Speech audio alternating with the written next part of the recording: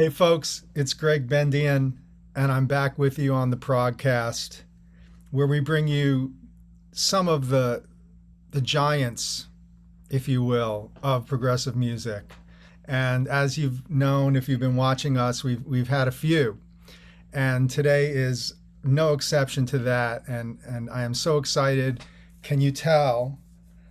Not just because my nipples are erect, but because I'm wearing a green shirt.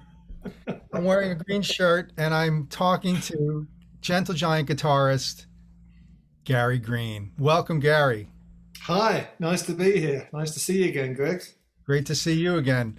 Gary and I have shared a stage or two when the Mahavishnu Project opened for three friends out in Pennsylvania, Keswick. At that, What a good band that was too. Is, for all I know. well, Is or thank you. was. Well, yeah, it is. We're playing tomorrow, actually. Good, good, Yeah, good. so trying to keep that stuff going. It's fun to play, and just like you guys are, the three friends were keeping the Giant book going, and that's when live music is live. It's hard to beat. It's where it's supposed to be on the live stage. As I tell everybody I come into contact with, it's in the moment. It's where you do it. Records are wonderful. They're superb, but you can't really beat the live thing, especially for playing with other people. There's the magic. That's right. There's a Yeah, response. There's a group yeah. response. The group is feeding off of the audience, and the group is energized. Sometimes we didn't feed off the audience. We fed sort of despite the audience. We fed in amongst ourselves. I do Yeah, love those sometimes you stories. have to. I know, I know. I spoke to Andy Partridge of XTC on this program, and I think you're a fan, are you not? Yeah, I love him. Yeah, well, I love Yeah. XTC. I've never met him, so I don't know if I love him, but Well, I I love what he mean that does. music, that band. Oh, absolutely. Yeah, And he said it was very much us against them at times. yeah, us too. We all that's kind of our sort of our rallying cry in the beginning. Probably more so when Phil was with us, and we were starting out because it was still, we're going to blow them, whoever they were, the other bands off the stage, and it's us against the world and all for one and all for us. So yeah, I totally get that. You've But got to look out for yourselves because that's sort of who you're promoting, and you're there to do your thing, and you got to protect that. absolutely, and it is a very unique situation with Giant because I think you must have known you didn't sound like the other bands. Yeah, we knew that very much. We were just doing what we thought, what we wanted to do. We didn't give that a lot of thought at the beginning, and I don't think we'd set off to be set ourselves apart from anybody. I mean, we all very much came up through the ranks of, playing all those gigs that you do, that everybody else plays. And so we were just, guys in a band doing what we wanted to do. But we sort of found out that, yeah, okay, we're sort of not quite the same, perhaps. I don't know. That's so subjective. I'm so I was curious. there.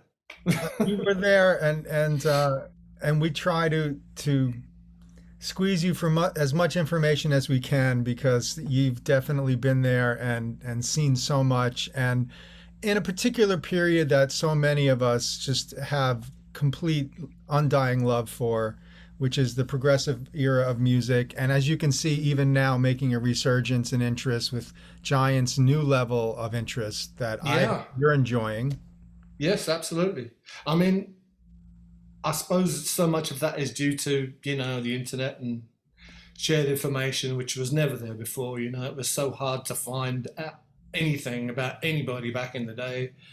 Um, and it's only been a good thing for us and everybody else, of course. But of course, it's saturated. Everybody knows almost everything about almost everybody else. But perhaps we can squeeze a few more details out today. Yeah, maybe. So Gary, I'm always curious about the beginnings, and know pretty well that you were a bit of a drummer before you were a guitar player. Is that simultaneous, or tell me about that? Subsequent to, I suppose, simultaneously, I suppose. Growing up, musical background. My dad, not a musician, but loved music, as did my mum. So there was always big band stuff going. Big band. It was always like, oh God, Stan Kenton and Yeah. Frank Sinatra, Louis Armstrong, all that going on in playing in the house. Every Sunday morning, I'd wake up and Frank Sinatra would be blaring out the radiograms. Anyway, so two older brothers, Jeff, guitar player who's still around, plays wonderful player, and now gone, sadly gone, brother Mike, eldest brother Mike, who played the drums. And he perhaps had the best musical ear of us all. He would have loved the internet. He knew all the details of every band there was, pretty much. Was one of these guys who could take in and remember all this information, and he had the goods on everybody. Anyway, one of his heroes was Bobby Elliott of the Hollies, who we loved. So Mike decided he wanted to play drums, and he bought a Premier kit, one of those, what do they call that? It's got a blue pearl, I think it was, finish, just like Bobby Elliott's. So he had that set up in the front room in North London, and I would play on it, At the same time, my other brother, Jeff, had guitar laying around, so I would pick that up. So I sort of picked it up sort of because it was there. It wasn't my own sort of desire, particularly at the very beginning. I don't think it was because my beautiful older brothers had this stuff around, and I would pick it up and have a go on it, And of course, then I was listening. I was absorbing the Beatles and God, Tommy Steele. Can I say that name? Sure.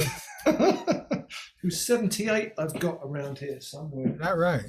Yeah. Anyway, so I forget what the question was. Yes, so I picked up drums. I loved drums. I used to play, on the arm of the armchair. And yes.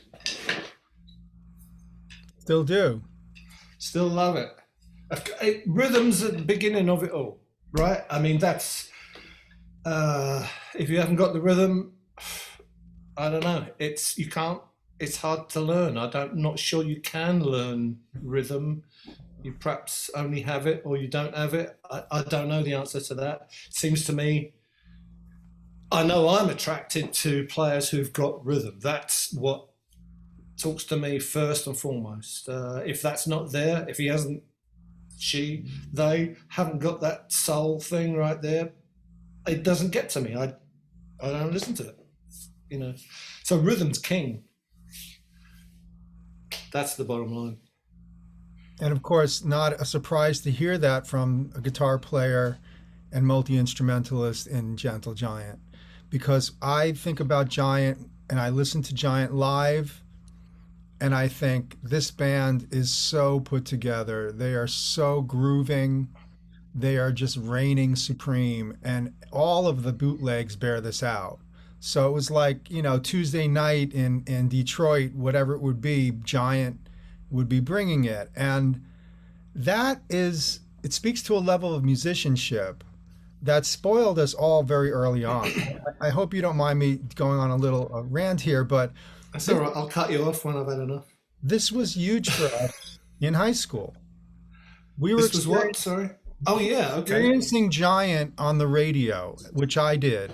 Freehand was in steady rotation on WNEW-FM in New York. First side, all 3 tracks got played a lot. And I could come home from middle school and hear them on the radio. Okay, that's my damage. That's when that's your pop music. What are you going to do for the rest of your life? You're not going to get the same kick from it, from anything else less, So I wasn't going to be able to just forget about Giant and move on to disco and punk. So those musicianship levels, those compositions, the band overall ethos of getting it right, of having fun while playing complicated stuff, you know, making it fun for the audience, letting them see how much fun it was for you. Because when it's all coming together like that, and there's four lines going on together at the same time, and nobody's being doubled, you have to make your voice chime through and line up and sit perfectly. And that's a long way of saying, Gary Green, you're awesome. Man, well, that's really nice. But that is the fun of it. That's the joy of it. It's playing all those parts together and make them come out as one. I mean, you know, had I had the wherewithal and the talent, I would love to have played in an orchestra sometime to share that, whatever that is. That it's got to be an incredible feeling to play in a huge ensemble, play your part with everybody else, and it all come together in this magnificent sort of ocean of noise that affects people. It's again, you know, that's why you do it. So in our small way, we had these little ensemble things, you know, violin, cello, acoustic vibes, or whatever it might have been. Mm-hmm. And you play all these parts, but they slot together to become one thing. You know, it's like yeah. That's the fun of it. It really is having that work. I mean, yeah, you can trip over yourself marvelously quite a lot, you know, and we had our share of those for sure. But when it does come together, it's nothing like it. And I always say that Giant was a kind of chamber ensemble. Yeah, in a way it was in that regard. But we also had our rock roots too. I mean, it was sure. it was a few things, but I think we enjoyed all those things. It wasn't like we were sort of dogmatic about we're going to be whatever, you know, a chamber ensemble, or we're going to be, you know, a rock and roll band. It's like we never separated those things out. We all had different disparate influences, but they all seemed to. They all had the same goal in mind, you know, which was like playing well together, affecting people somehow with that, and enjoying it. And that's, I don't know, that seems to be the underlying thing in all the good music that I like, or the music that I like, I should say. You know, I was also exposed to Kenton and Basie and the Sinatra, Basie stuff and all that by my dad. So I think it really does prepare you for hearing a lot of parts, or hearing a lot of things, hearing a lot of musical activity, or as Frank would say, statistical density. He had a way, didn't he? Yeah. Man, I mean, you hear, you know, Frank Sinatra at the Sands. That's that the one. album. Yeah. That band, I mean, how do you play like that? It's just incredibly tight. Quincy Jones. The dynamics of it is, is that, who's that? That's Billy. Whose band is that with Frank at the Sands? That's Count Basie band, but it's Quincy Jones. Yeah, okay. Jones.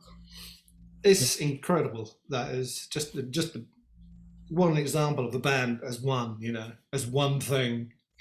Yeah, I do think that having that happen before we get to the so-called progressive era is huge.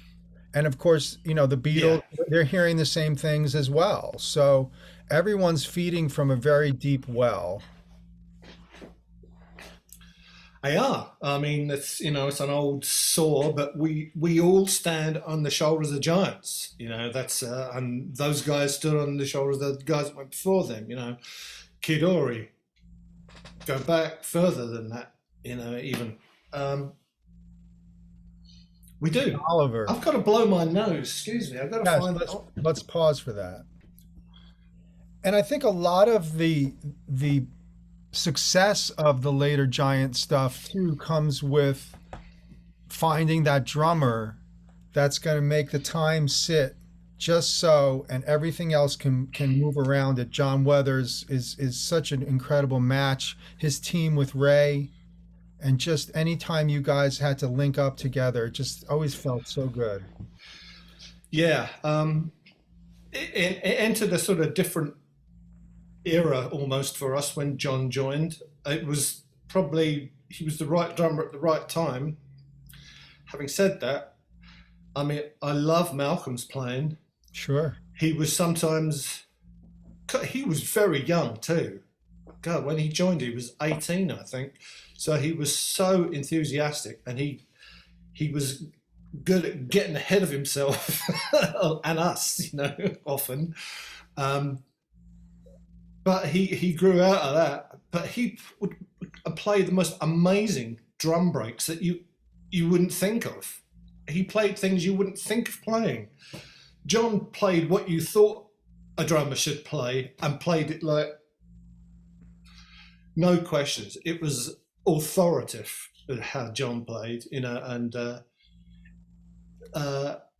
that just gave us the freedom to be free on top of that level, easy beat. And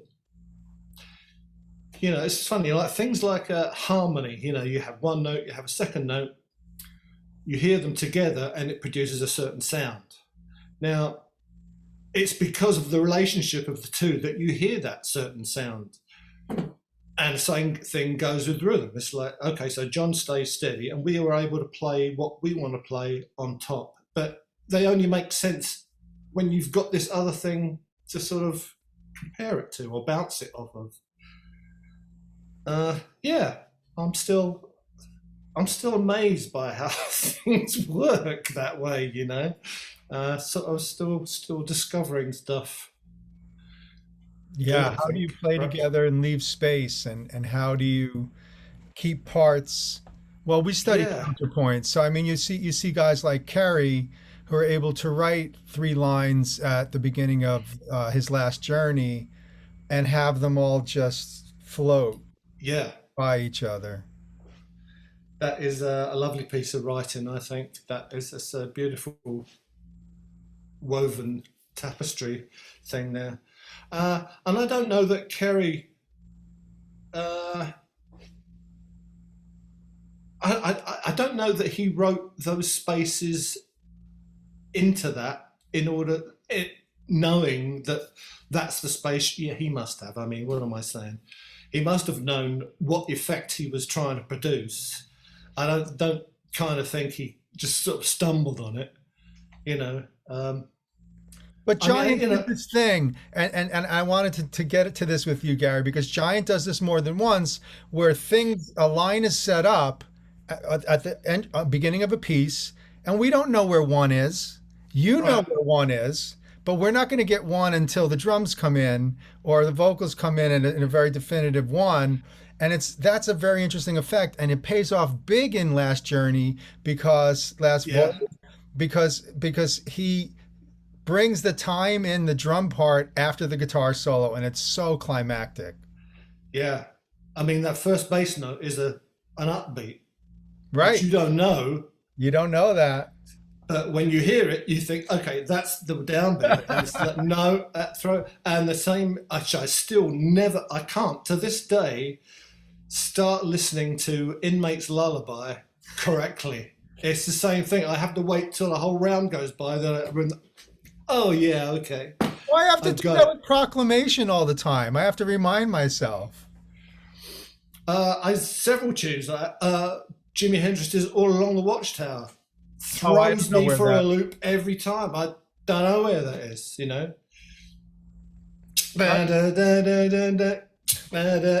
don't know where the one is. Forget 2 weeks in Spain.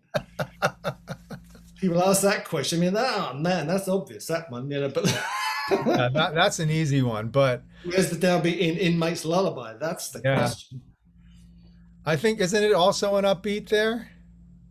Yeah.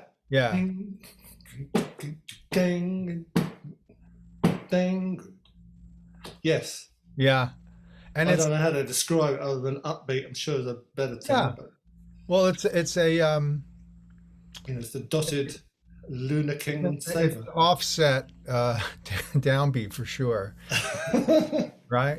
It's a displacement. So all these things that I heard in Giant really influenced me. The use of dissonance, the use of counterpoint, the use of rhythmic variation. So you'd hear a theme in different ways presented over time. These were little composition lessons for us teenagers. Yeah, I think they still serve that too. You know, I mean, even something in 4/4 to sort of throw the beat where you don't think it's going to be, like For Nobody, is kind of, that's a little bit all over the place. It's 4, but it's, Kerry was great at just sort of throwing the beats back.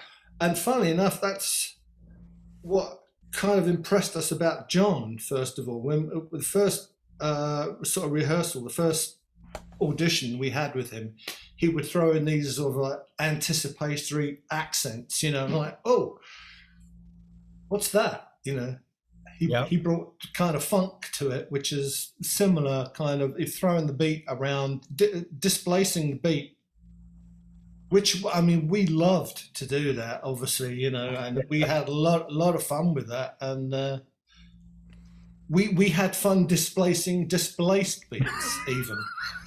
We did. Like the intro to, on the live album of Just the Same, Kerry and I are playing that line, you know, that sort of round, but we throw it around. It's displaced already, but we sort of did it to try and throw each other off a little bit, you know.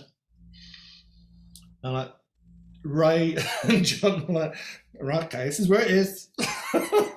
Yeah. Yeah, and the time in that band where it's just, you know, it's immovable. And so the only way that stuff works is if it can sit, and it just always sits so beautifully. And then you look at like Freehand, the piece, and just what's going on there in the whole middle section. Right? I don't know how to count that. The trick is, don't count it. Yeah. You know, I mean, I never could.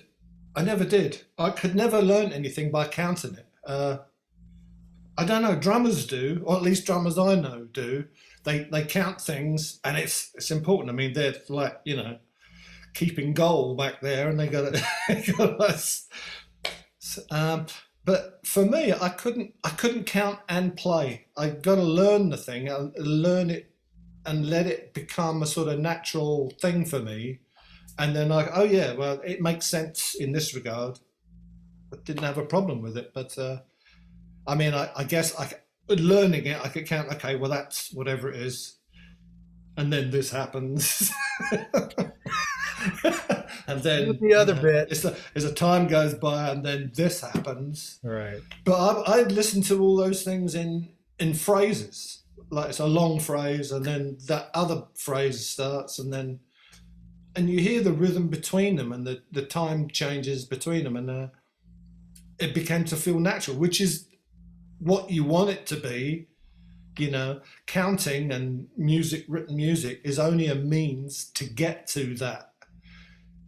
You know, it's I don't know. That's a conversation I've had with many people, and a lot of well-trained musicians. Even like they are so strictly adherent to the written note and the score, and that they forget that that's actually not the music.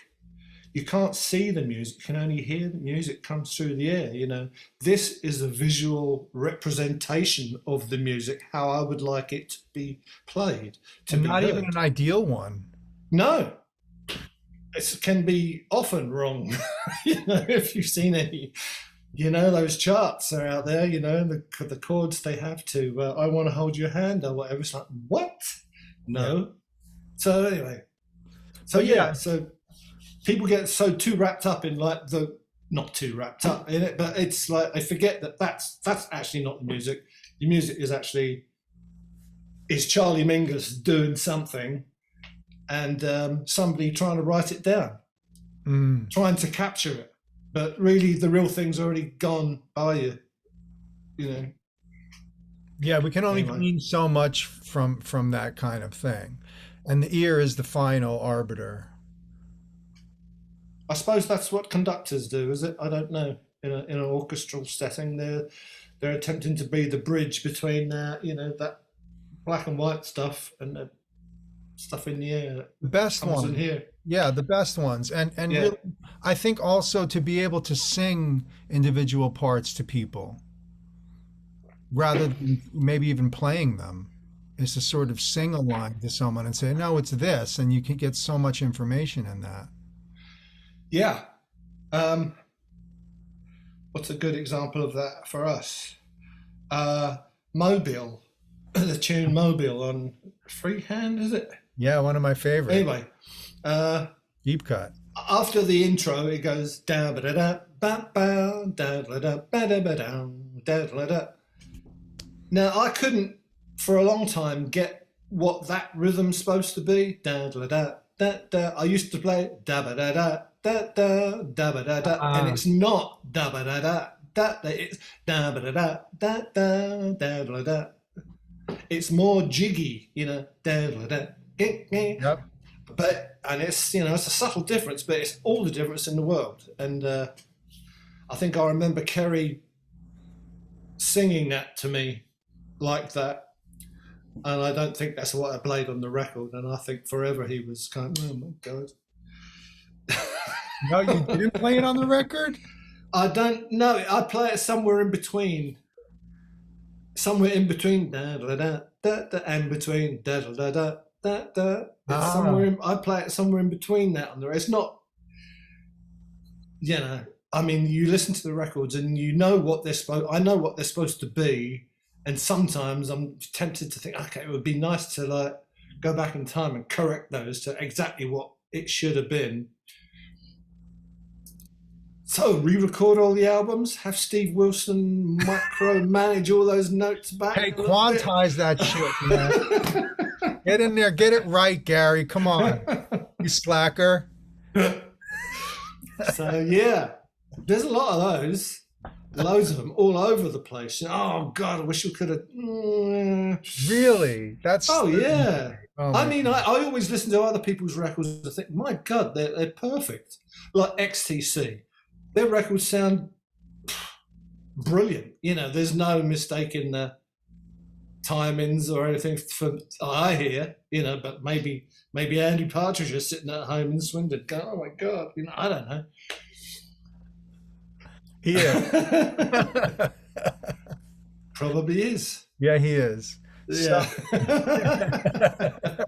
So, I mean, you guys, you're all the our models, but we see that you all have the same issues, the same perfectionist view, but it's music played by people. I always say that it's not, they're not machines. We've got to be machinistic. I mean, you hear a lot of progressive metal right now. It reminds one of machines, I think, and it does. I find it a little I don't know, not human enough for me. I still like hearing a few flaws, I think. I'd like to hear a slight flaw, just to have them remind me that, there's a person on the other end of that. That'd be nice. The other spot that interests me is the rhythm in the opening of I Lost My Head. Right? Because at one point there's the line, the rhythm that goes on top of a straight. It's how do I describe it? It's duple and triple at the same time, kind of like da da da da da da da da, right?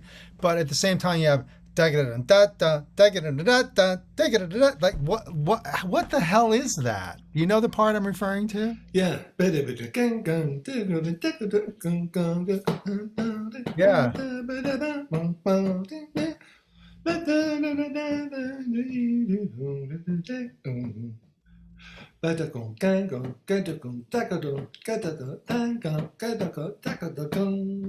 That bit, you mean? Yeah. And see, now there's another one I didn't play right in the studio. When it gets to the full band playing of it, right?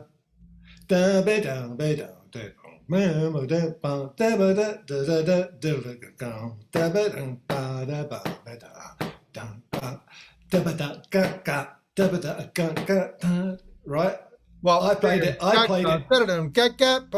I think that's the rest at the end of it. I played it rushed in the studio. Diddle it, diddle it, diddle it. It's not. It's dabba da ga ga dabba da ga ga dabba da ga ga dabba da ga ga dab da ga da ga ga dabba da ga ga dabba da ga ga dabba da ga ga. That's how it should be. Is the rhythm? Yeah, should be. I know now. Now I'm older and wiser and can't play it anymore. No, I can play it now. So let's go back and play that if we don't mind. Play it properly on the record. Well, didn't you guys play it with three friends? Yeah, and I played it right there. Yeah. I mean, that was kind of partly, well, way back. One of the ideas of three friends is like to correct all the bits I didn't play right in Giant, play it properly in three friends. So I did, for the most part. And are those Kerry rhythms? Yeah, those are. Yeah. His triple thing is off the chain. I mean, experience alone. Yeah. He just has a way of dancing in three that is just so unbelievable. Going across bar lines, he knew it's left and so right. relaxed. And that's the key, is to relax on it. It's like sit way back on it, on those things. I mean, better to be late than early on those, really, for me. But I didn't know that as a 21-year-old chain-smoking, drinking guitar player from North London, you know. You know, I had Derek on, and he told me a really funny story about you. He said that when you came in for the audition, you were the only guitarist that asked to tune up. That's the story. I don't know that I don't know if it's true. Who knows? I don't know. But yeah, it seemed to me the basic, you know, it's rule one, tune up. Oh yeah. Is that so hard? Yeah. Not really. So I'm glad it impressed them. But I mean, it's a pretty low bar, isn't it? That's probably why I got the job. Oh yeah, he can tune up. Okay, you're in, son. And of course, you didn't mean it in any sort of demeaning way. But it's so funny that when you think of Giants formation and what's needed, and you have the keyboard guy, and you've got the singers, and you've got horns, and you've got the bass player, and you're coming into a group with brothers, by the way, which is something I'd love to hear your response to that. And you're coming in, and you have to. Did you notice right away these guys can play? And I have. Oh yeah. Yeah. Yeah, it was kind of obvious in the composition. I mean, they played. I forget how it went really. I mean, it was a few tests, sort of like, can you play a C6-9? Yeah. Can you play this figure? Yeah. So it was a few little sort of like musical tests, and it's like, okay. And then I asked them to play something of theirs, and they played Giant. What's that? I didn't get it. You know, we had all the start bits in it. I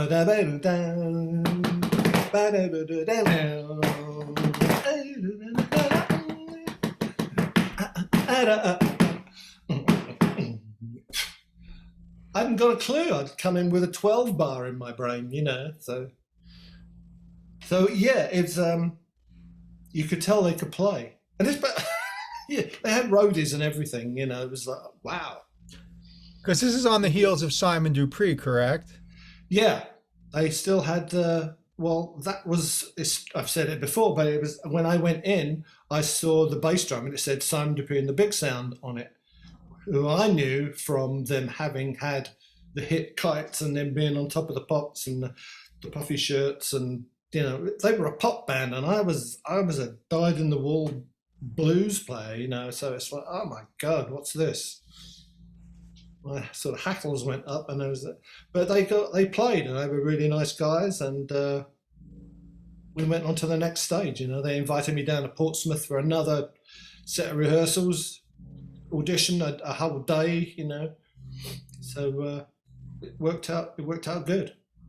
And Phil offered me the job at the end of the day of the audition in Portsmouth, And he sort of got me over in the corner. He said, yeah, well, look, it's going to be, give you 20 quid a week and it's going to be big, you know. Wow. And I was like, okay, great. I called up mum and dad. I said, I'm moving to Portsmouth or wherever I went, Southampton at the time. Yeah. It was a huge step for me. I was 19, was I? Yeah, 19. And moved out of London into another, never lived outside of London before. So a whole adventure. And it was great. I mean, it grew into the kind of, I mean, we became really close-knit friends, all of us. You know, we all lived latterly. I started living with Martin, our first drummer, in Southampton, and we would commute every day into Portsmouth, about 25 miles, whatever it was, 40 minutes drive, every day and back. Did that for, I forget how long actually, but a couple, 3-4 months. And but then it ended up moving to Portsmouth, and we grew into a really close-knit bunch. You know, we'd all go out and have curries, and every night, every day we were in each other's pockets and going fishing. And Derek and I used to go bait digging together. We were friends. We really, truly were. You know, still are largely. Really, which is great. And I think that all came into that us against the world, them and us kind of mentality. Came into it. Probably partly because we all lived together in a smaller town, Portsmouth. We weren't in London. We weren't in the thick of it. We weren't going to the speakeasy every night and hanging out with all, you know, like the hip musicians and smoking marijuana. We weren't doing any of that. We were, you know, off down the pub, getting a curry and going fishing and, you know, working out what we were going to play, rehearsing. And that sounds a bit like perhaps the XTC thing, because they all lived in Swindon. You know, you beat me to it, Garrett. You beat me to it. Exactly the same thing. It's regional. Yeah, a little town. You know, they weren't part of the mainstream by any means. They were, you know, it was a big thing for us to go up to London. You know, to go see the manager. You know, we're all piling the car and we're all up to London, and you know, we'd have lunch at a Jewish restaurant in Soho somewhere. Because, you know, Derek, Phil and Ray were Jewish. None of them wore it overtly, and they weren't particularly, you know, religious or frum or whatever, but they had certain traits that they loved, one of which was Jewish food. We used to go to this one, you know, it was like a throwback to the last century, this Jewish restaurant in Soho, in the back, you know, no windows, dark wood paneled room, and these hunched guys would come out and bring you these plates. Wonderful food, gefilte fish and all this stuff. Anyway, yeah, it's good stuff. That's pretty interesting, because it is a band family situation. I mean, don't you guys at one point all live in the same house, or is it just a couple of houses? No, Derek and I shared a flat for a while, for about, I don't know, best part of a year, perhaps. I actually slept on Derek and Phil's mum's couch for a while. I forget what happened. I'd moved in from Southampton, and I got a bedsit, you know, a one-roomed apartment on my own, and that was kind of miserable. And then either I didn't pay the rent or I got kicked out or something. So I ended up sleeping on the couch at Derek's mum's place for a while. Becky, she was great. So yeah, it was quite a family thing. Kerry, when he joined the band, he stayed with Phil for whatever, a few weeks, months, while we got started off the ground. Ray was married at that time. He had a house. I stayed there a few times. But yeah, we were in each other's pockets, you know. It was yeah, close-knit thing. Really was. I'm sure people would love to know what a typical work week would have been like for you guys. In those early days, we were in the pub, not drinking, rehearsal places in Britain always were rooms on the back of pubs.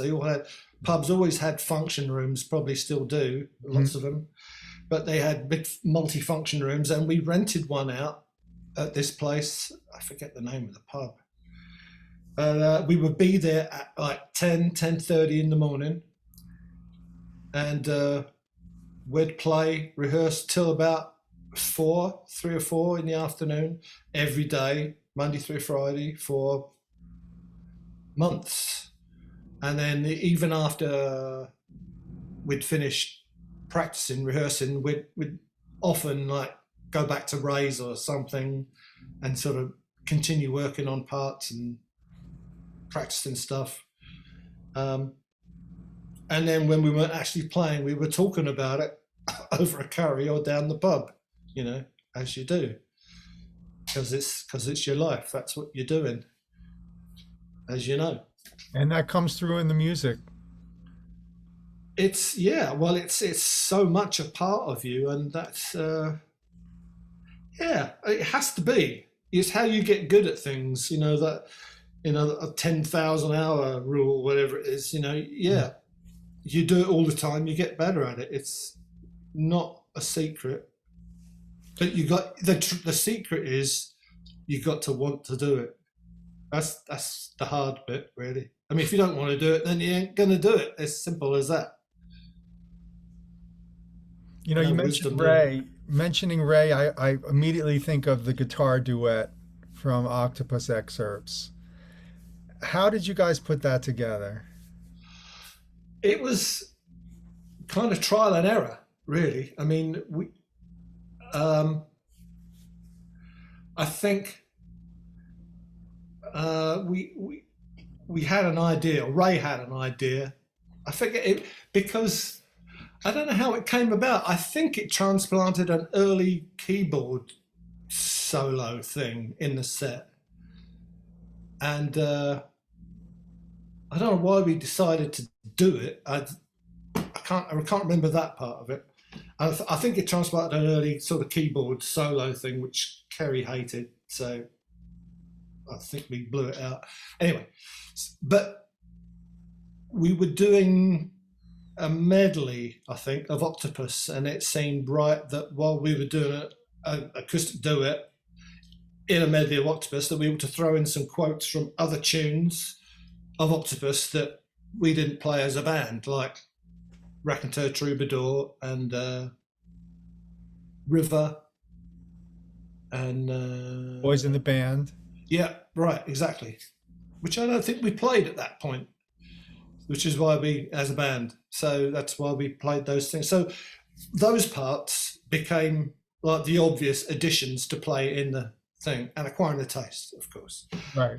So then the trick was stringing them all together, you know, at which Ray was superb. Ray's an amazingly accomplished musician, not just as a player, but I mean, as a thinking, writing musician, you know, he just had a great scope of like what an instrument is supposed to do, given its tonal range, you know, where it sits in the strata of orchestration, if you like, which is why he was so good with bass. You know, he understood bass lines.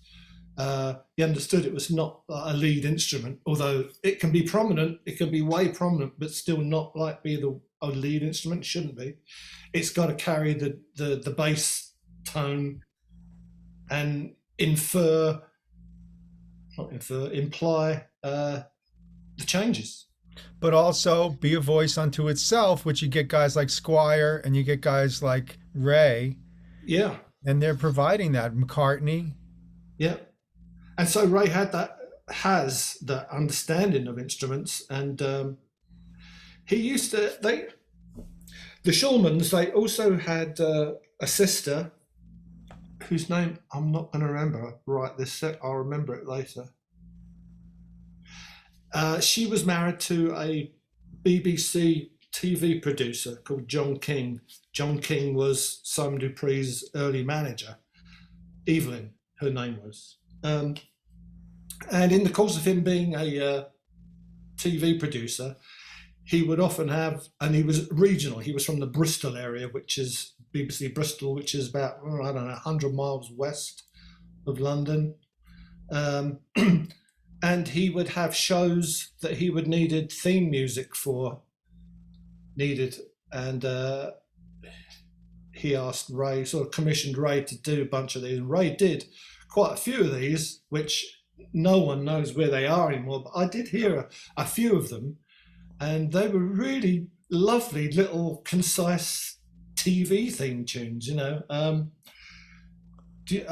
don't know how, do you know the tune On Safari, which is off one of our things? It's on, I think, Under Construction. Oh, I have Under Construction, sure, yeah. Okay. Well, there's a little TV theme tune called On Safari, which Ray and I did together. A friend of ours was doing a TV show, quiz show, with a safari theme, no doubt, don't forget, and needed sort of some jungly kind of tune, you know. Ray came up with this thing, and it's just a great little tune, you know. I mean, it's no huge deal, but it's a lovely. Ray was wonderful. It's like working day musician, you know, to like the writers at the Brill Building, you know. They go in at 9 o'clock and they sit down at the piano all day and they bang out all those hits just because that's what they're doing, you know. They could have been in the garment district making jackets, you know, same kind of thing, same work ethic, in at the morning, do it all day. At the end of the day, you got not a lovely suit, but you got a pile of hits, you know. And we had that work ethic, you know, about it. You do it. It's what you do. It's not just I'll wait for the inspiration and the muse to hit me. And it's like, you know, well, you do it by, you know, you get your ideas by being at the instrument playing. It's where they come best, where they're most likely to come while you're playing the instrument. Yes, you can get while you're in the shower or digging in the back garden. Of course you can, but best chance of it happening is at the piano, at the drums, or on the guitar, you know. So it's a good practice. Practice is a good practice. I'll write that one down. You heard that here first, folks. What of Raymond's stuff, what is your favorite moments or ideas or tune? Well, I don't know. I should have come prepared for this. I'm gonna have to look at the tune. Well, you know what struck? Just an aside. I always thought. I hope I'm right about this. I always thought that Mobile was written by Ray because it sounds like it was written on a violin, right? Right. For years I thought it was that, and then I think, pretty sure, Kerry told me that he wrote it. And I went, what?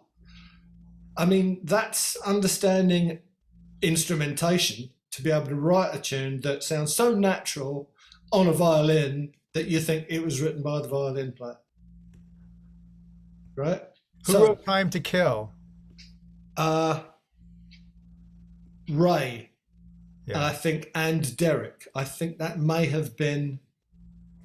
Derek used to come up with these funny little 2, 3, 4 phrases that he had that were kind of like sort of interesting and quirky and weird, but didn't make a tune of it, couldn't make a tune of it. And he would sort of give it to Ray, and Ray would cobble it together a bit. And I think that's how Time to Kill came about.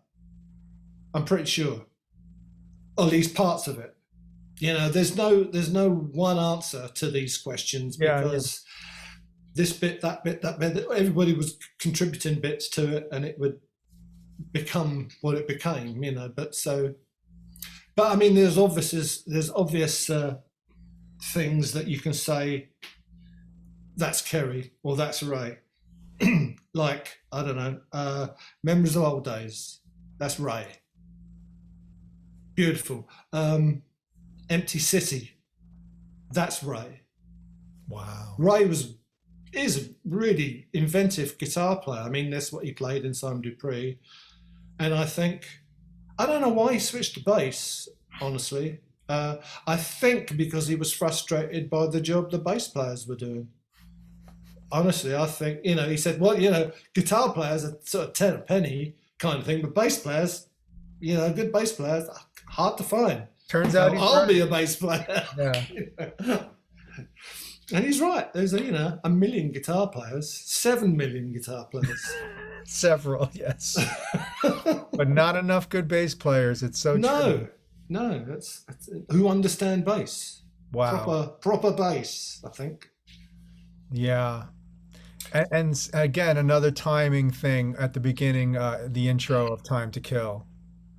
And the whole idea of that diminution of the rhythmic idea, the accents getting closer and closer together.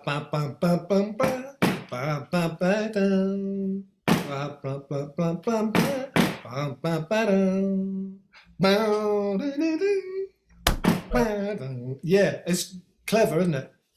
It's like a cliffhanger every. It is. It takes you away from your sense of where the time is, and then it brings it back, and that is some pretty spiffy writing.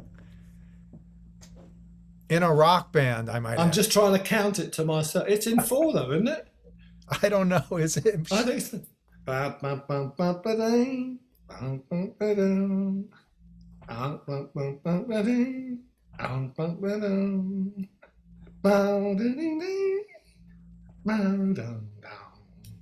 Bow down. Yeah, isn't it? I think. Well, that's the quarter note. I hear your quarter note going through there. Well, anyway. That's an incredible moment. Okay, I find it best just to count 1 all the way through things. Yeah.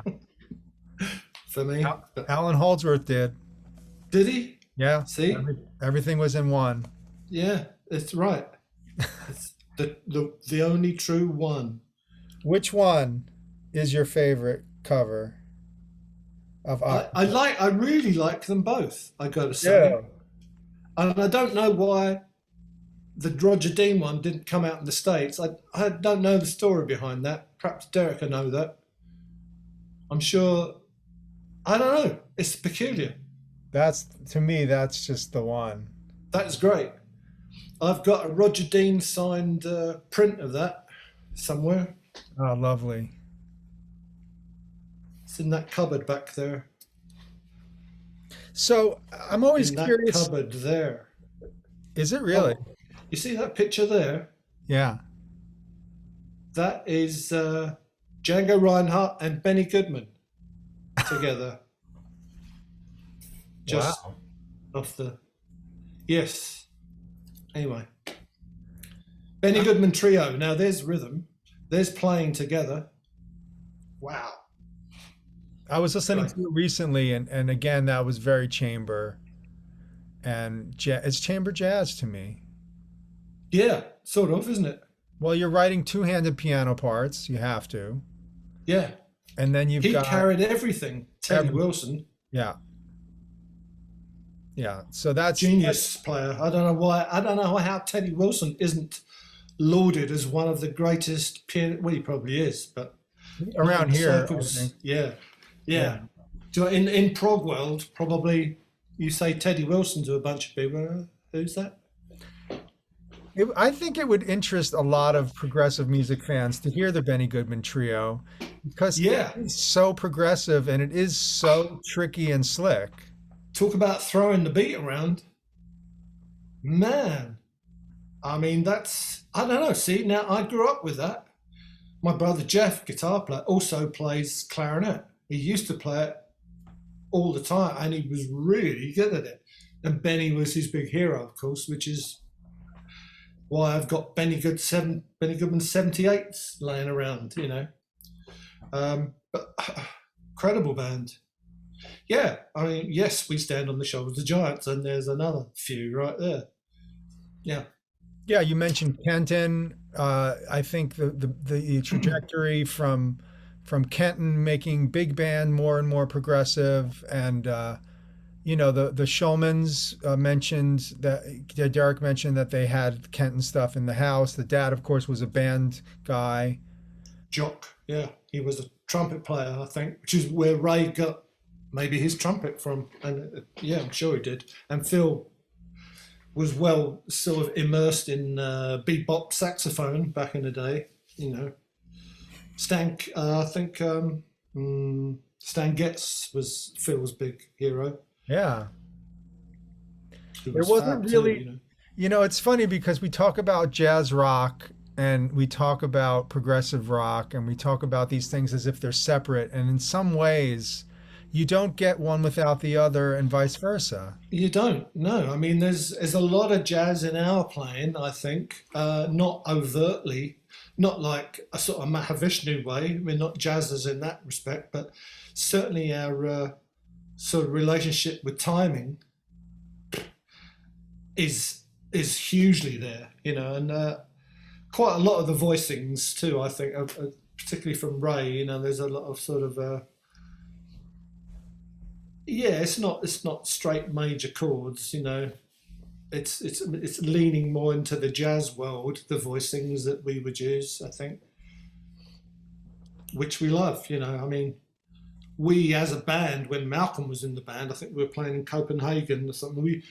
Stan Kenton was playing down the road, and staying in our hotel. So we went and saw the band, and it was fantastic. It was the first time I heard a pang cymbal. Yeah.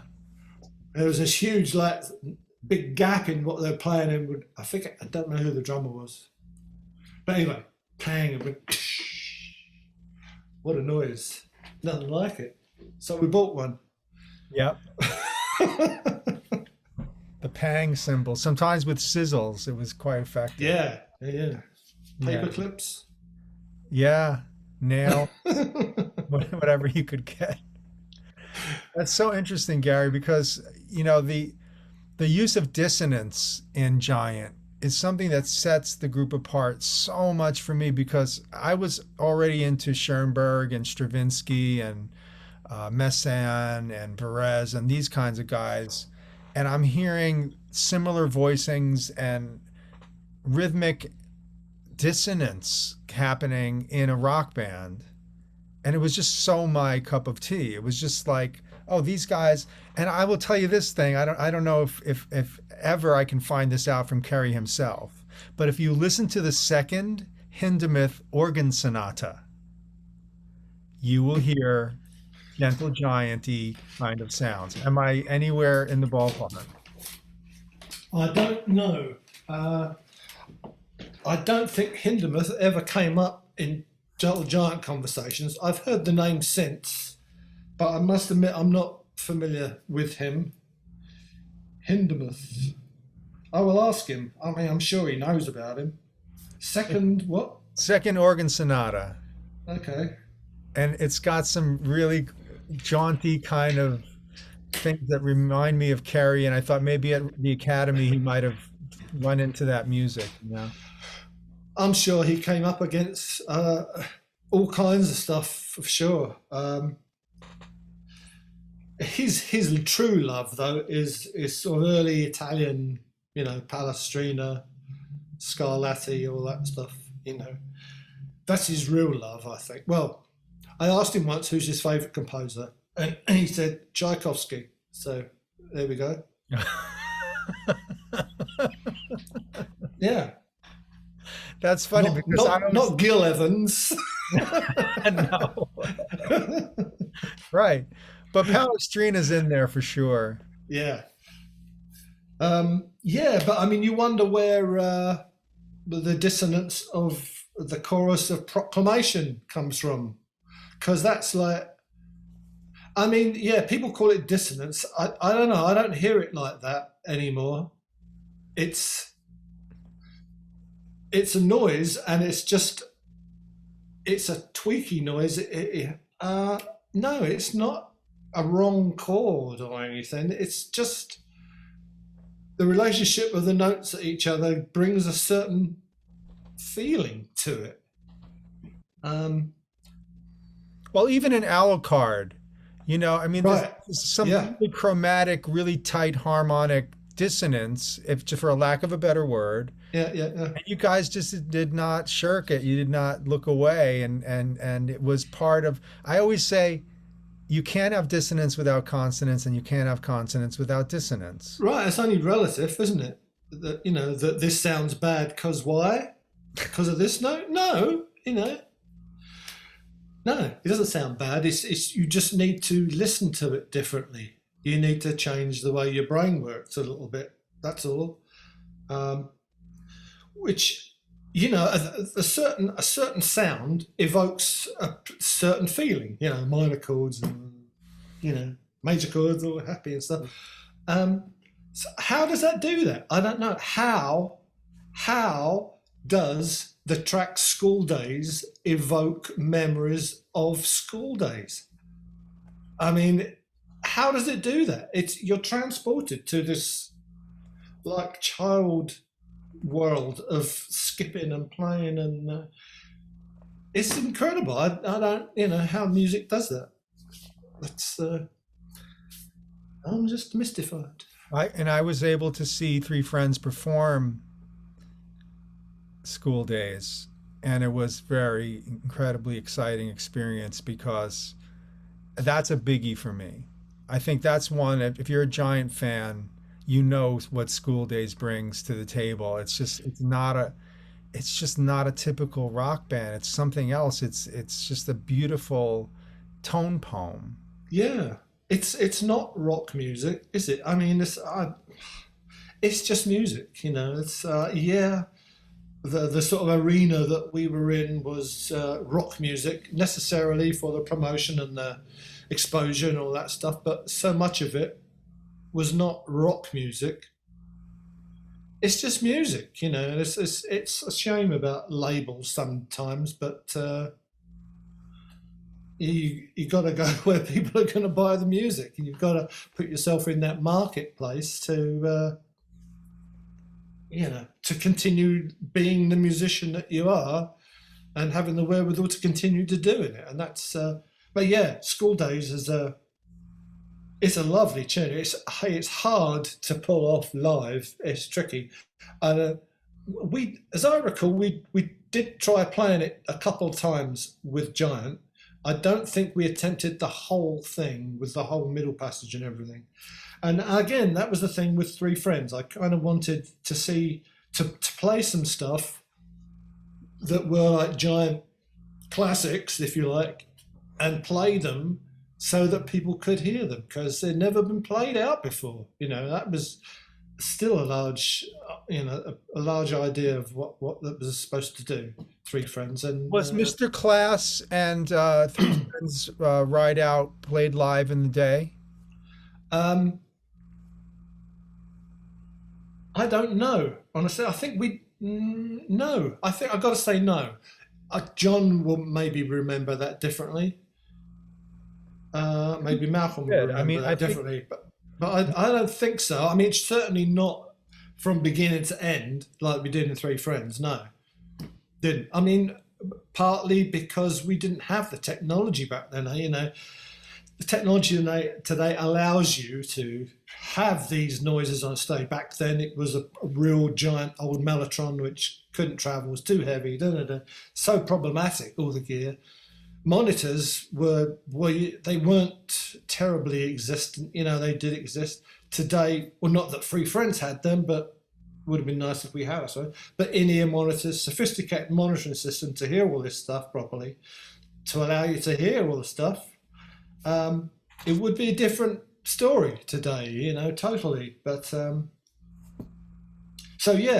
we were able, with Three Friends, to play the huge chorus at the end, because it doesn't hurt either, having such a you know, talented keyboard player as we did in Neil with Three Friends.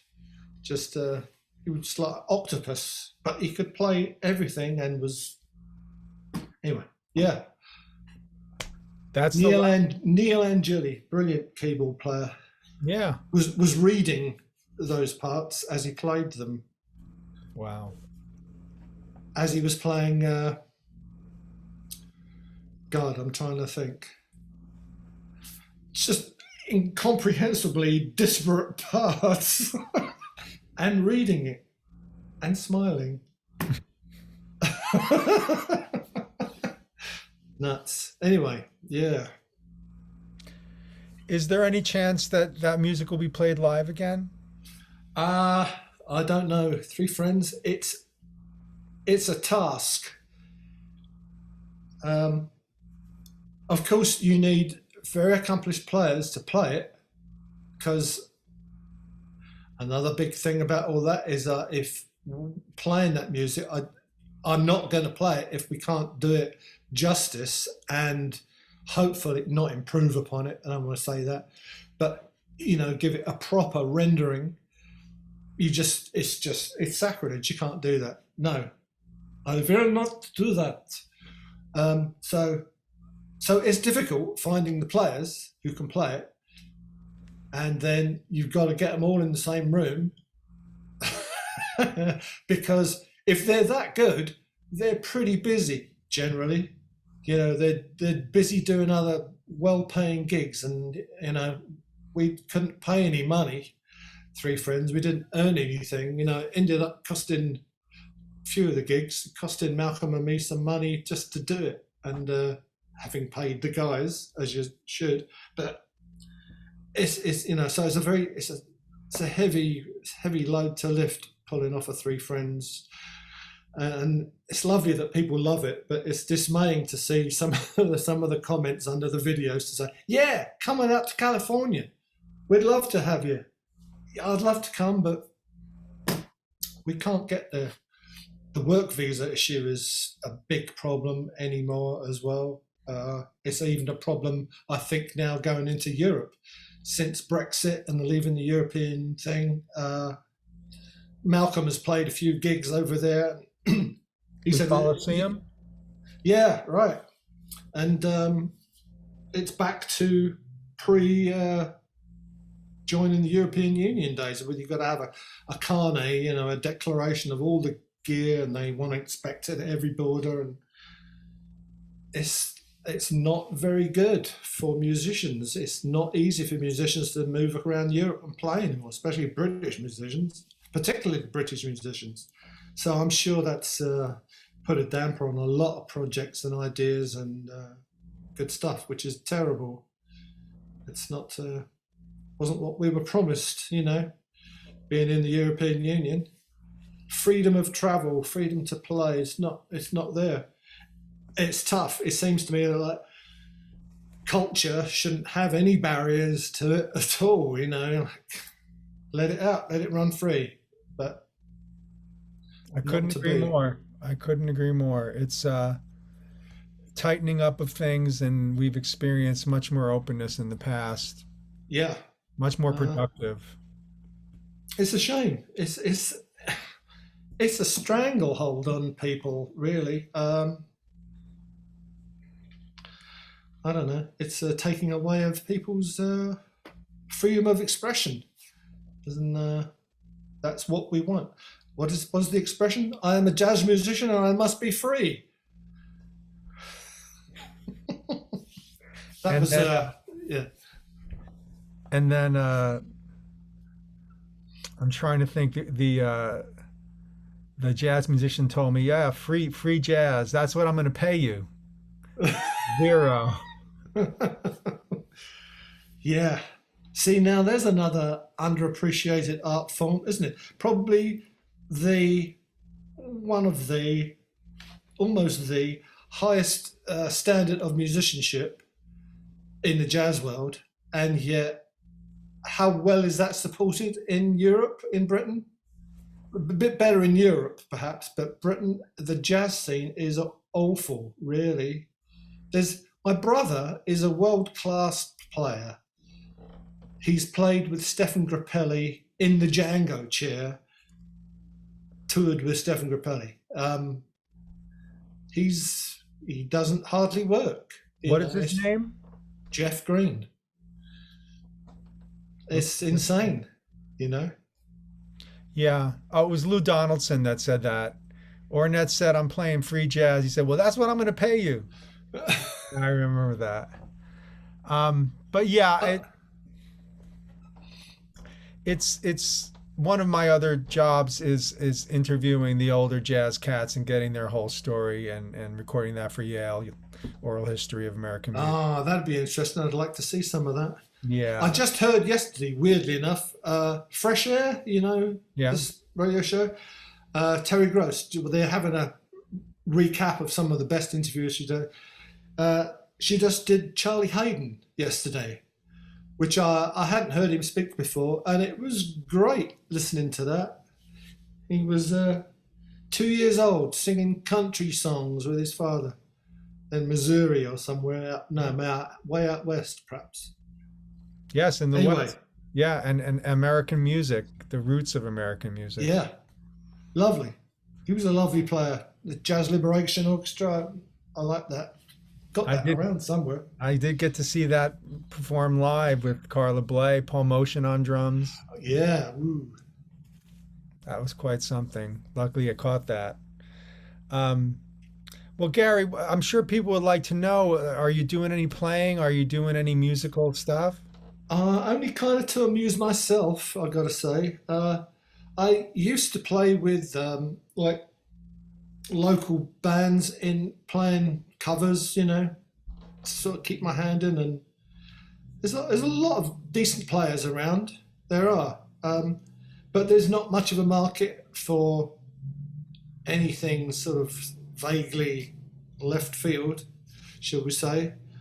I mean, where I live is a little town of about 7,000 people in Illinois, downstate Illinois, as they call it, if you're not in Chicago. But so no, basically the answer to that is no. I'm doing a bit of playing at home, and I've got a few ideas. I'm hoping to, at some point, commit to some form of, playable platter for folks, or download or something. I don't know. I hope that goes well. I've incurred some arthritis in my later years, and that makes it a little more difficult to do. Not that should dissuade me, because good music is not about having the best technique in the world, as we all know. Yeah, I'm hoping I can get something out at some point. I don't know. I'm not putting any timeline on it. I've been busy just sort of restoring and repairing bits of the house as they fall apart. I've got a bunch of tools downstairs. I'm big into preserving wood, repairing floors, roofing, bricklaying, all this good stuff, which is equally as important as music, folks out there in the real world. Don't neglect it. The house, the street, the room. I've just built it in the basement. Yeah. Right enough. Yeah. No. So the answer is no. But that also, brings me wishing to ask you about the reissues and the most recent one being Civilian. And I've had Pugwash and Derek on to talk about it. I just wondered if you had any thoughts about the Civilian material, because that's the tour I saw. I got to see Giant on the way out at the Palladium in New York, which is the last New York play. And I was in high school, and the opening group was David Sanchez. Oh, yeah. So Civilian's got a lot of cool stuff on it. And I think maybe it gets by people in some ways, because, they didn't like Giant for a day, and they're kind of like, well, Civilian. But Civilian's got some really cool stuff on it. Any thoughts on Civilian? Yeah, it's a rock album. It's not Giant of 1975 vintage. Of course it's not, it's Giant of 1979-80 vintage. It was made with a definite goal in mind of that it should try and be chart worthy. The band was sort of coming to the band was coming to the end. So it seemed, if there was a way for the band to stay together, then it was going to take a hit record to do it. So it was made with that in mind. I mean, we even consulted with Lee Abram, who was the sort of quintessential program director and made, good or bad, I'm not sure where that is. He changed the way that FM radio was in the 70s to classic rock and all the rest of it, and radio ready hits, and he knew what would sound good, what would go over big. It was a marketing ploy, is what it was, and I feel slightly ashamed that we went along with that.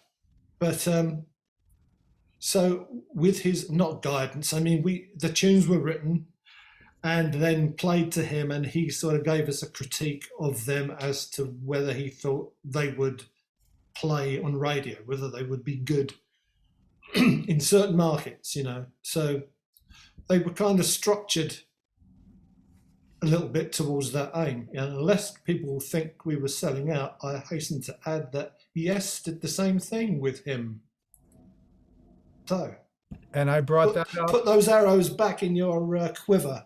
Well, but I think it's interesting because look at Genesis, look at Yes and that time period, and I think that there's stuff on Civilian like All Through the Night, number one. They could have been played on radio a lot. I mean, I don't know why those things didn't happen.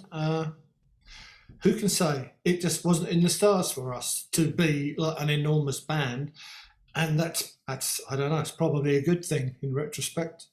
On the other hand, would we have gone on then to revert back to 1975 Giant and play stuff like that and then have it not sell again second time around? I don't know.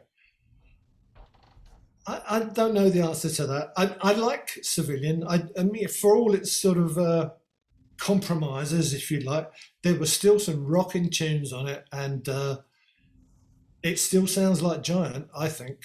And it was fun stuff to play live. And,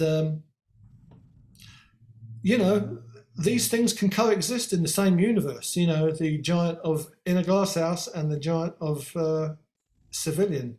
Well, and I also like to point out that Civilian exists in the same time period as Black Sea by XTC.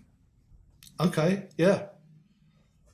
Also, another album that had a couple of hits off it, I think, didn't it? Yeah. Yeah. But why some tunes make hits and others don't, I don't know. Kites, Simon Dupree's hit. I don't know why that was a hit. Who can tell? I don't know. I don't know the answer to that. Yes, I like Civilian. Giant for a Day, there's some funny stuff on that. It's not wonderful all the way through, but I had good memories of making that album. Hey, I played Keith Moon's drum kit. Oh, you did? Not on the album, but in the studio. We recorded it at Rampart, which Pete Townsend owned in Battersea, and we walked in and Keith Moon's white Premier double bass drum kit was set up in the middle of the room with like 3 microphones on it, bass drum, overhead. Really? And it had a sign on it saying, do not touch. So I got on the kit, man. I swirled around in it. Played my generation, It's great. What a loud, no damping, just ringy. Really? Wow. Sound great. Yeah. So, some good memories of that album. I like there's some good stuff in there. I love Spooky Boogie. That's a great little tune. Spooky Boogie's great. We had fun making that. We needed some spooky noises in the beginning. So I think we had Kerry out there dragging this chain. I don't know, Kerry was doing his owl impression. That's Kerry doing his owl. And then we had, I don't know, maybe it was John, dragging a chain across a piece of plywood for the creaky door. That was the studio door, and John was standing by it, moving it ever so slowly to get the... That's fun. Okay.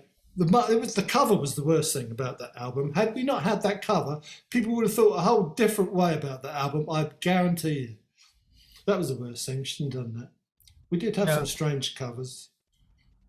But that wasn't a good cover. Agreed. No, it wasn't. It didn't help. Best cover was In a Glass House, perhaps, I think. I love it. Yeah. Yeah. In fact, the there we are. It's really good. You know, it just works, and the overlay and the yeah. That's a fun one. It is. And I think we kind of reflects something about the tone of the album being very internal. I don't know what that is. That whole notion of the person. Were you still carrying on with concept albums? Because to me, Glass House can be looked at as a concept album. I don't know. I didn't give that a lot of thought, any thought perhaps back then. I know it was our first album without Phil, and I think we all felt quite exposed, and we felt like we're having a terrible time with our management as well. We've just gone to new management, I think, and they turned out to be not the nicest people in the world, shall I say. And we felt like anything we said was sort of coming back on us, and we felt, people in glass houses shouldn't throw stones. It was a little bit of what that was about. And I think we came out from feeling a bit trying to feel a bit tough it out. We were a 5-piece, and we can still make it. We've lost a good voice and a writer and a sort of philosophical sort of leader of the band, if you like, with Phil's departure, and we had to sort of reprove ourselves. And it turns out I think we come off a little brittle somehow, in that. So, but that's what albums are, aren't they? They're a reflection of what's going on at the time within the people who make music. So yeah, but there's a BBC version of Way of Life that I think is superior to the Glass House version. Forgive me for saying that, but clearly the band was like, getting it more after having played it a little bit. Yeah, I think that was often the case. I mean, what was that, like Totally Out of the Woods or something? Yes. Yeah, okay. Yeah, probably true. Different ending. I know. Yeah, is it? Different ending, yeah. I can't remember. Instead of fading out on the organ chords. Oh, yeah, we probably couldn't do that. Accents on the organ chords and then a tag. Yeah. I know we purposely didn't sort of over-rehearse tunes before we recorded them, hoping to retain some kind of spontaneity about that, and that sort of cuts two ways. You can come up with some like little quirky fresh bits, but you can also like you can come adrift a little bit through not knowing it well enough and feeling confident enough in the playing of it, and I think that's what you're referring to. Yeah. So you try and strike that line, Yeah, that's true. Some of the tunes, I mean, a lot of the stuff I play better now because I know it better.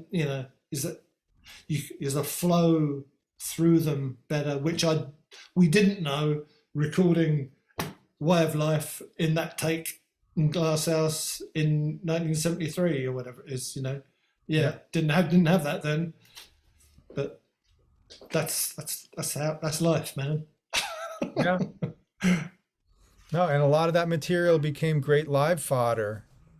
That's it. And it gives them the chance, I suppose, to get better as they get older, as you play them.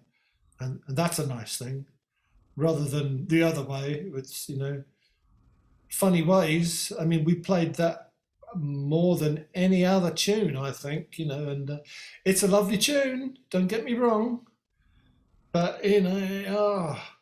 It After a got a while. bit hard to play Mm. in the end, you know. That's okay. What it was always for was a vehicle for Kerry to play vibe solo, and that was always, what's that? Is that my earbud saying I'm running out of power? No, I'm still there. Okay. Yeah, it's a vehicle for Kerry, and that was he shone. Yeah. Yes, and so the live band, was that always fun for you, or was it really just demanding work when you were out with Giant? No, always fun. Even when it was crap, it was fun, really. And we had more than a few crappy gigs. Yeah, I mean, yeah. You should have heard us on a bad night. Yes, it was always fun. Loved playing. It's always great playing with John and Ray. It's always great playing with them all. Yes, there's no denying it. I love playing live. It's it's the best thing to do is play music live. Yeah, that's what it's about. You know that. You're a drummer. Bit of a drummer, yeah. Are you a pianist too? I see a piano in the back. Oh, I use it for composing. I'm not a good pianist. I'm nothing of a pianist. Mm. I've got a Judo 106 or something in the corner, Hmm. but I can't play it. I just Well, use it for holding my cup of tea. that's a 100-year-old upright grand by Knabe, Oh, okay. and needs some work, but it is a beautiful actual instrument, upright grand. That's a big frame then, isn't it? Yeah, Right enough. it's bigger than your Yeah, typical. So yeah. hoping to get it fixed up and back to its former glory. But uh, Gary, there's so much to talk about. You've given me so much time. I appreciate it. I guess I just would like to know, what your favorite Giant is, what your favorite song or favorite album, if you have anything that would be like Gary Green says, check this out. Mm, I've been asked that a lot, obviously, and I don't know it's not a particular album as these tunes here and there. I love, probably I got to say Acquiring the Taste overall, just because of its many moods, Yeah. its ability to shift you into different emotional places, uh, and its adventurousness. Uh, I love that. I love the atmosphere about it. That album. So I'd have to say, you know, that one. It just sort of peaks out all the others. Well, Just by a little bit though. and it tells you really what's to come. You guys have Pantagruel's Nativity on there. You have Edge of Twilight on there. You have The House, the Street, the Room. Quiet Yeah, Place, Wreck. The Moon is Down, which is just a personal favorite. it goes so many places that and the beauty of it is that we were allowed to do it. It's like you couldn't make that out. Well, you can make that album now, but not with a major record company. Yeah, I mean, thankfully, yes, you can make that album now, given the technology that we've got. But you couldn't make that in I don't know 1986. You know, they wouldn't have shown you the door straight away. But we have it today. It stands the test of time. I always tell people, It go does. back, listen to Gentle Giant, and piece after piece after piece, you will hear just the highest level of music making. And it's just music. It's just, Yeah, we don't even know if it's fair to call it a rock band. But you guys did right. rock. We did rock. That's right. You did. Phil used to like to say it was I don't know, what did he say? Orchestral music played on traditional rock instruments. And that's, you know, Probably a fair sort of description, I think. Wow. You know, I mean, the way the writing is, it's not rock writing. It's not, you know, singer-songwriter, Ed Sheeran, not Ed Sheeran. What is Ed Sheeran? It's not that. No. You know, it's music. It's parts. Well, it's Well, contemporary it's like composition. jazz's parts, you know, as well.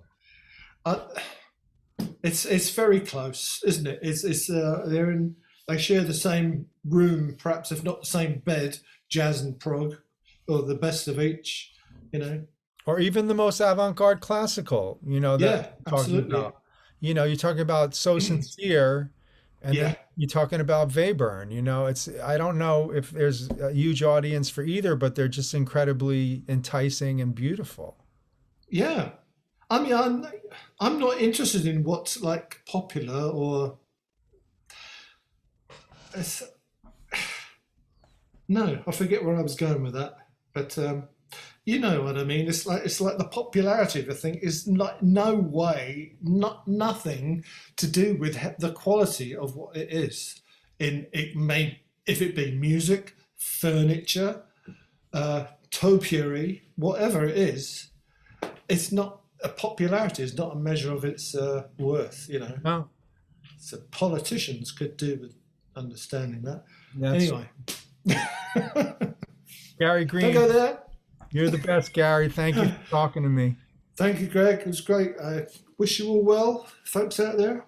Stay safe. Thank you. All And right. everybody, we've had a pleasure here talking to one of the great guitarists of progressive music, Gary Green. And you know him, you love him, and you can hear him on some of the classic recordings that set the tone for what is progressive music today. And you know what I'm talking about. So Thanks, man. That's great. thank you, Gary. Thank you, I everybody, for wish listening. wish your project well too.